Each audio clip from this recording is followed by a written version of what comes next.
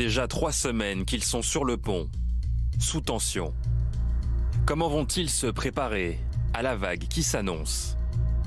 En Île-de-France, région désormais la plus touchée par le Covid-19, les soignants de la PHP restent combatifs.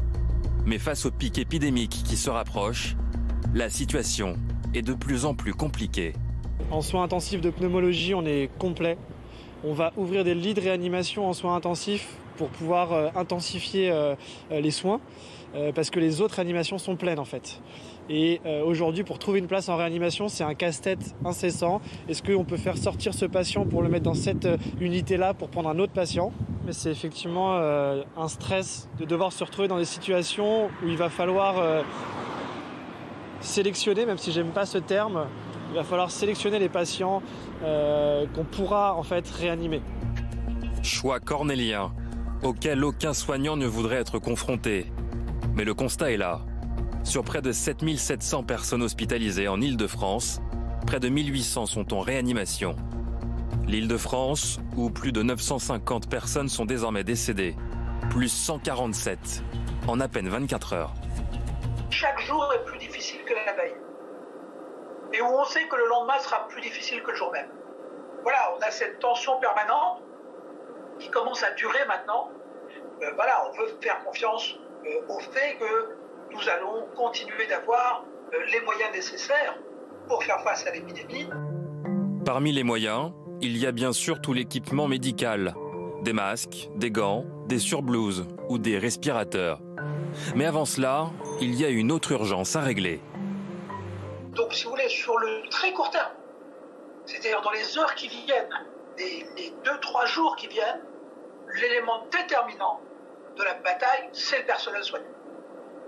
C'est les femmes et les hommes compétents pour pouvoir, notamment dans les services de réanimation, faire face au nombre important de patients qui nous sont adressés.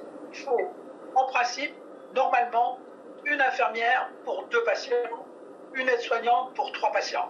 Vous voyez le nombre de personnels soignants qu'il va falloir recruter et trouver, en sachant que pour l'instant, par exemple dans mon service, on a 8 lits qui sont fermés parce qu'on n'a pas assez d'infirmières et d'aides-soignantes pour les ouvrir. Des lits inexploitables faute de personnel dans le service du professeur Hanan, alors que la région Île-de-France est au bord de la saturation, avec tout juste 2000 lits en réanimation. Pour éviter l'engorgement des services, la PHP vient de co-créer une application, Covidom, lancée pour suivre à domicile des patients du Covid-19 sans signe de gravité, qui répondent chaque jour à un questionnaire médical. En fonction de leurs réponses, des alertes sont envoyées aux médecins.